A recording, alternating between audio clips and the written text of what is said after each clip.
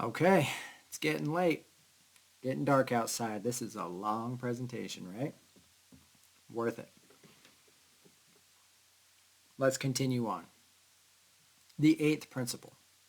Now, not only did traditional diets contain low levels of polyunsaturated fatty acids, but the omega-6 and the omega-3 fatty acids were in balance, okay?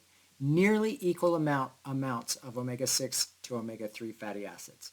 That is not the case anymore. We are way out of balance in the wrong direction, okay? We're now looking at 20 to 1, sometimes even as high as 50 to 1 ratio of 6 to 3, which is not healthy. Okay, that balance is totally out of whack. Now, in the primitive diet, the ratio of omega-6 to omega-3 was about a 2.5 to 1.5. But in the modern diet, most of the essential fatty acids are omega-6 fatty acids. And this causes all kinds of imbalance in the cellular level. This is not how it happens in nature, okay? All right, one reason for the imbalance is the use of refined vegetable oils containing mostly omega-6 fatty acids. But another reason has to do with the industrialization of farming. So eggs from supermarkets contain mostly omega-6 fatty acids. But eggs from chickens allowed to graze and eat insects and weeds, or given flax or fish meal in their feed, those will have a nice balance of omega-6 to omega-3 fatty acids. Now the same situation pertains to salmon. Farm salmon has much more omega-6, but wild salmon has a nice balance. Many books recommend salmon as a source of omega-3 fatty acids, but they're not mentioning the fact that it needs to be wild salmon that provides the good balance. And honestly, farm-raised salmon is one of the most toxic foods on the planet. It's literally one of the worst. So, similarly with dark green vegetables, those raised organically will have a nice balance of omega-6 and 3. But those raised with commercial fertilizers have mostly omega-6. So it continues to be pushed out of balance with everything you're eating. Now, to understand why a balance between omega-6 and omega-3 is so important, we have prepared the chart showing the conversion of 18 carbon omega-3 and omega-6 fatty acids into longer and more unsaturated versions. This is carried out by the same enzymes in each pathway. If the level of omega-6 in the diet are too high, the omega-3 pathway will be shut down. Similarly, if the levels of omega-3 are too high, then the omega-6 pathway will be shut down. And this is something that is actually kind of being pushed the other way now. People are realizing, oh, omega-3 is so important, and they're focusing only on that and leaving out the good, healthy options of omega-6 and shutting down the omega-6 pathway. So don't get wrapped up in one versus the other. We need balance, all right? The longer versions of the omega-6 and omega-3 fatty acids are used to make prostaglandins, localized tissue hormones. And the longer omega-3 are very important for brain function. Note that we can't get these elongated fatty acids already formed in certain foods, such as organ meats. We can. We can get these elongated fatty acids already formed in certain foods, specifically in organ meats, egg yolks, butter, and cod liver oil. Geez, there's just like, this kind of seem to be the things, right? Those sacred foods again. So the most important ones are alpha lipoic acid, an elongated omega-6 fatty acid, and DHA, an elongated omega-3 fatty acid. These need to be in balance. If we're getting too much DHA, by taking fish oil for example, or not eating animal fats, we will get symptoms of AA deficiency, one of which is food intolerances, which we see all around us. If we do not get enough DHA, we're going to also have symptoms of deficiency. Now, these conditions will interfere with the pathways. Note that trans fats, which are excess omega-6 fatty acids, sugar, and many deficiencies will cause the body to shut down the production of these important elongated fatty acids. So these particular conditions interfere with the prostaglandin pathways: malnutrition, diabetes, trans fatty acids, excess omega-6, excess sugar, poor pituitary function, which is huge, low thyroid function, which is huge, vitamin B6 deficiency, biotin deficiency, B12 deficiency, E deficiency, protein deficiency, zinc, overeating, alcoholism, all this stuff. Now, the main enzyme involved in these pathways is called delta 6 desaturase.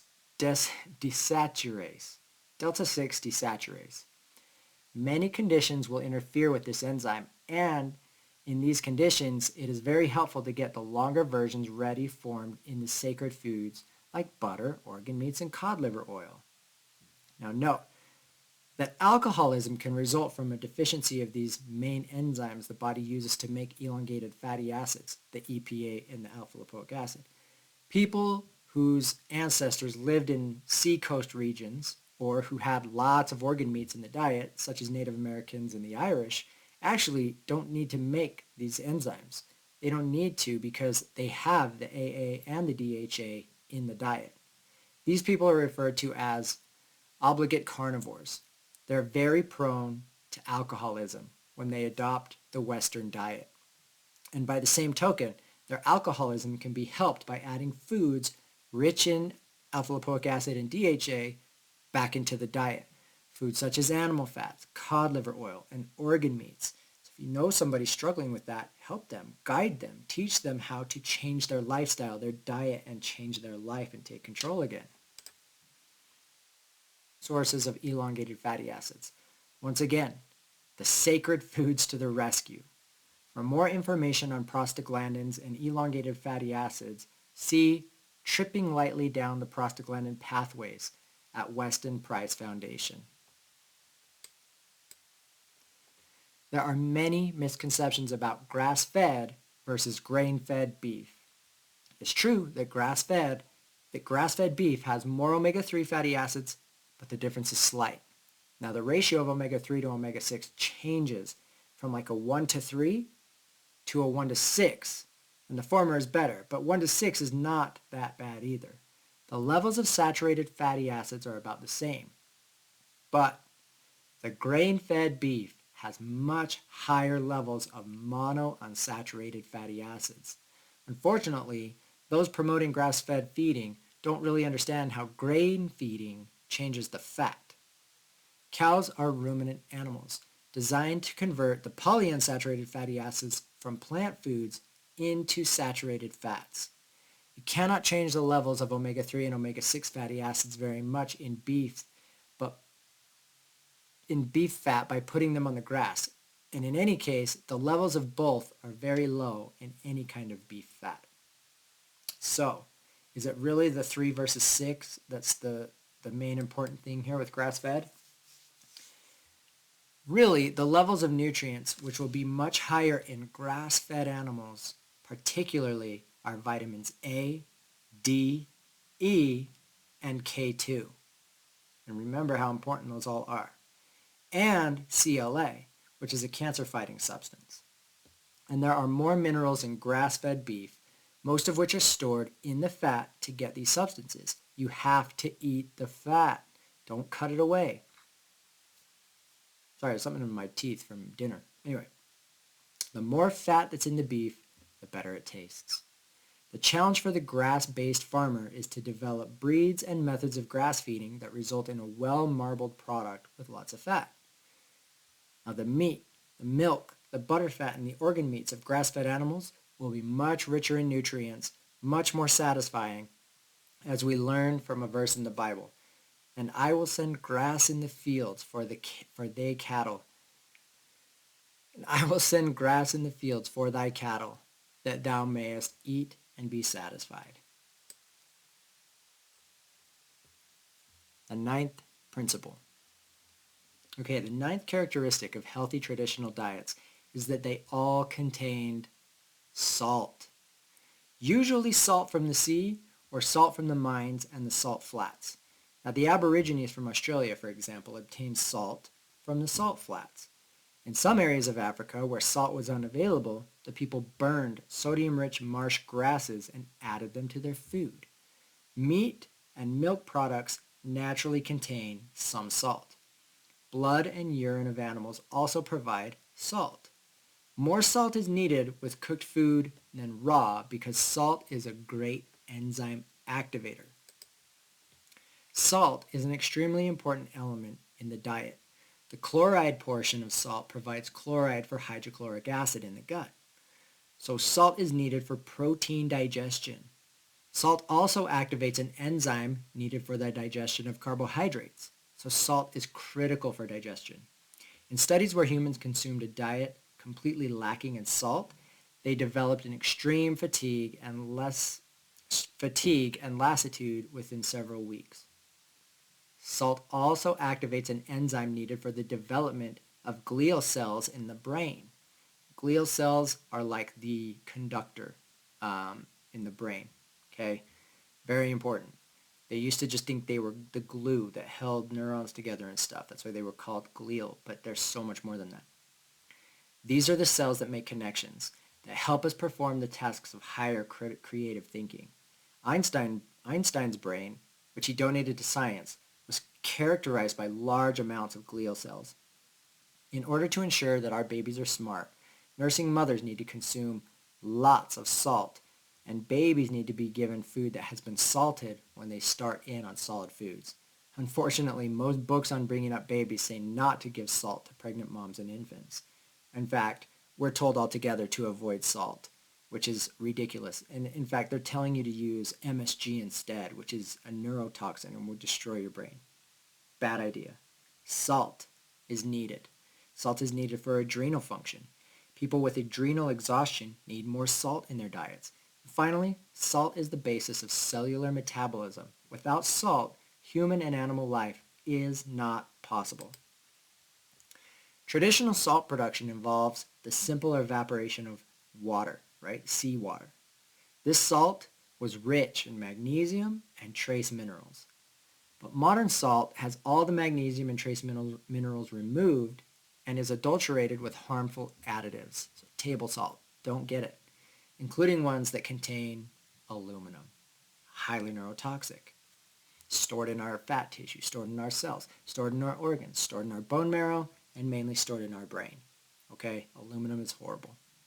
When salt is refined, the processor then sell the minerals as expensive supplements in health food stores. So the minerals stripped out. It's better to get our trace minerals from our salt. How? Our salt should be gray, beige, or pink, not stark white, indicating the presence of minerals. Highly recommended is the Celtic sea salt, made by the evaporation of seawater in Brittany. Unrefined sea salt is more expensive, but is worth it, especially in modern times when the trace minerals have been removed from the soil by modern agricultural methods. Using unrefined sea salt ensures that we get all the trace minerals that we need from the sea. Now, one of the most effective treatments for high blood pressure involves simply switching from refined to unrefined salt. Stay away from the refined salts, sugars, flours, all of that stuff. One doctor reports that 90% of his patients with high blood pressure normalized with this one simple change in the diet, moving from refined to an unrefined salt. Of course, this change means that they cannot eat what? Processed foods.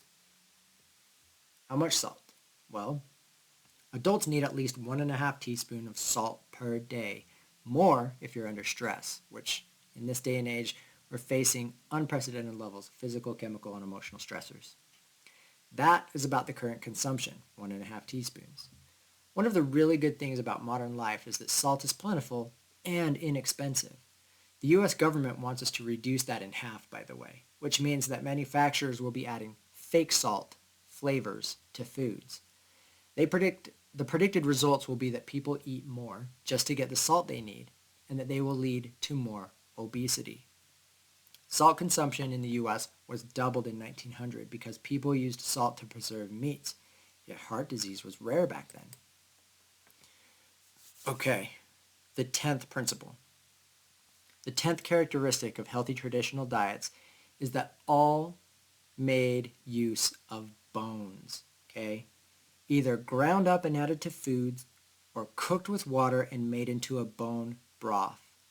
There are only two good sources of calcium in the modern human diet: raw dairy, raw dairy products, or bone broth. In Asian cultures where they don't use milk products, bone broth is consumed with every meal.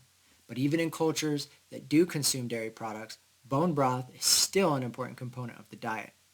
Bone broths are used in all human culinary traditions, in Asia, in Africa, and in Europe.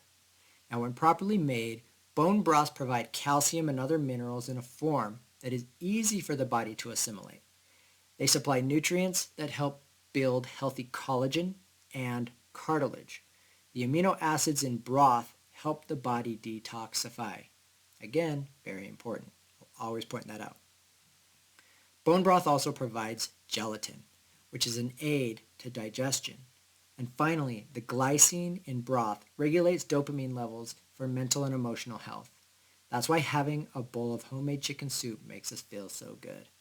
Broth will calm the hyperactive child and stimulate the slow-moving child because it puts dopamine levels where they're supposed to be. Gelatin. Gelatin from bone broth is important because it's hydrophilic. It attracts digestive juices, ensuring that a meal containing gelatin is fully digested. If you're suffering from any kind of fatigue, or maybe you're recovering from an operation or trauma, gelatin-rich broth will help provide energy and speedy recovery. Many studies carried out during the first half of the 1900s found that gelatin from broth was useful for a variety of conditions. Broth was recommended food for athletes and the sick. Unfortunately, this research came to a halt about 1955 due to lack of funding. There's no money for the pharmaceutical industry from gelatin. Even where they do use it, think about when you're in the hospital and they're bringing you Jell-O. It's loaded with artificial colors, sweeteners, refined sugars. It's just deterring from all the benefits of what they're trying to do. So dumb. You're just going to get a nice bone broth. But look, it can help. Gelatin's useful for malnutrition, dysentery, infectious diseases, poor digestion, irritation of the digestive tract, Crohn's disease, colitis, ulcers, tuberculosis, diabetes, muscular dystrophy, fatigue, jaundice, allergies, infant feeding. Obviously very healing. Okay, the solution to fatigue is easy digestion. So many people today suffer from chronic fatigue, and if you remember a while back, we talked about how 70% of our energy goes towards digestion. The key to treating fatigue, at least a starting point, is to do everything you can to make digestion easy. That means raw dairy products instead of difficult to digest pasteurized products, proper preparation of grains, lacto-fermented foods, and gelatin-rich bone broths. The less energy required for digestion of the foods, especially as we get older, the more energy we have for our bodies. Okay, the 11th principle. Finally, traditional cultures made provisions for future generations, something we are neglecting. They fed special foods for parents to be pregnant women, nursing women, and growing children. These foods were the sacred foods, rich in fat-soluble activators, vitamin A, vitamin D, and vitamin K2. Note that the foods were for parents to be, not just future mothers. Special foods were considered very important for males as well as for females, and men had a period of special feeding before marriage. This ensured the quality of the sperm. A fascinating aspect of the traditional cultures was their spacing of children. Again, something we don't even consider. Throughout the South Seas and Africa, it was considered shameful to have a child more than once every 3 years. Science validates this tradition. We now know that the ideal spacing for the prevention of birth defects and also for the optimal emotional development of the child is 3 years. Spacing children allows the mother to completely recover from the nutritional depletion and stress of childbirth. So, how do they manage to space children? Well, it varied within the community. In some, they used natural methods of birth control. In many cultures, the husband had multiple wives. If a wife had a child under the age of 2, she wore a special necklace showing that she was off limits, so that her husband had relations with one of his other wives. Weston Price recounts that in some cultures, the married couple practiced abstinence from the 6 month or pregnancy until the child was 2 years old in order to ensure proper spacing of children. Now, that is real love for the next generation. Today, this spacing can be accomplished with fertility awareness method, allowing couples to have relations during the period when the wife is not fertile. This method of birth control is completely natural and non-toxic. It does, however, require a high level of communication and trust between husband and wife. Finally, traditional cultures taught the principles of the right diet to the young, usually during rites of passage. This was the role of the elderly, to teach these principles. The wisdom of traditional cultures in handing down the rule of right diets puts our own cultures to shame. We just don't do it. In fact, we fall into horrible habits and our children learn them. Our children have courses in human development in high school, but they're not learning the principles of nutrient-dense diets. In fact, the diets of our teenagers, especially our teenage girls, are appalling. It is considered very cool to be a vegetarian or a vegan, and many teenagers are living almost entirely on processed foods, including loads of soy. This is a reproductive disaster in the making. When we're seeing it, the consequences are obvious. This Fijian woman has walked many miles to procure this nutrient-dense food for the baby growing in her womb. She will consume the whole crab, meat, organ meats, roe, and shell. They know that the wisdom lies in nature and the answers are there for health. These photographs illustrate the typical pattern of generations ago, with the older or oldest children having wide faces and good bone structure, but younger children having more narrow faces. The sister of the American Beauty we saw earlier was born only 15 months later. While still a lovely girl, she has slightly narrow face than her older sister on the left, with some crowding of the teeth. Today in many families, even the oldest child has a narrow face. But as they get younger, it gets more narrow and more narrow if they're not spaced properly. Okay. The photograph shows the third child and fourth child of a modern family. Guess what? It's possible to have all children healthy in the modern age if the children are properly spaced and the fundamentals of good nutrition adhered to. In this family, the children were born at least 3 years apart. And although the children had some exposure to processed foods in school, visiting friends and things like that, at home they were fortified with nutrient-dense foods, including cod liver oil. So, guys, you have the power. We have the power. It comes down to our education, our knowledge, and making wise choices. Look, Dr. Price's dying words were, you teach, you teach, you teach. He knew that we can no longer depend on the intuition to know how to eat. We must relearn these principles by teaching them. And that is the role of Weston A. Price Foundation, to teach and to provide materials to others so that they can be teachers. Please pick up free brochures and consider becoming a member so you can receive quarterly journals. Contact your local chapter. They can tell you how to obtain raw milk and other health foods in your area. The Weston A. Price Foundation website is an excellent resource tool. Membership and materials can be ordered online. The foundation published a yearly shopping guide that names brand names. It fits in your purse or back pocket by used while shopping. The shopping guide is also available as an app for your phone or computer. Very important to understand how to shop, how to source quality food. And honestly, brand names, most of them suck. They're just using conventional crap.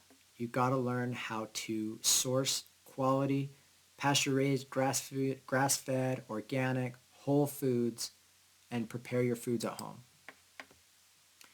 They have a colorful Healthy for Life recipe booklet that stresses the 4 food groups animal foods, grains, legumes, and nuts, vegetables and fruits, healthy fats and oils. All need to be present, all need to be high quality and balanced. They do have reprints of important articles on infant health and heart disease, and loads of books. The books from New Trends Publishing complement the teachings of Weston A. Price Foundation. Nourishing Traditions cookbook. I have it. I want to reach down and grab it, but I'm going to wait. The principles of good nutrition for having healthy babies are detailed in the Nourishing Traditions book for baby and child care. Really great. And you know who has most of these? Natural grocers. They're up on the shelf at natural grocers. You can typically find them in the bookstores, but obviously you can find them online. Nourishing Traditions now comes as a fully illustrated cookbook for children as well. Teach, teach, teach. Okay. 2 other books with information for good health, Nourishing Broth and Nourishing Fats. Nourishing Diets details the way people eat on all different continents. And there's DVDs as well. The seminar that I've just shared with you is available on DVD, as well as a lecture on cholesterol and heart disease called The Oiling of America, which is very eye-opening as well. And I will probably do that one another time in the future. And of course, there's Dr. Price's pioneering work, which is available from the Price Pottinger Nutrition Foundation, and you can also find this on Amazon. To summarize, traditional diet maximizes nutrition, while modern diets minimize nutrition. Today, we live in a toxic, deficient world. But you can change that. We can change that together. Teach, teach, teach. Everything traditional people did, from food choices to preparation methods to agricultural techniques, was aimed at abundant nutrition and making nutrients more available. Everything we do in the modern diet is aimed at increasing shelf life, not in maximizing nutrients. So, I mentioned where you could find this.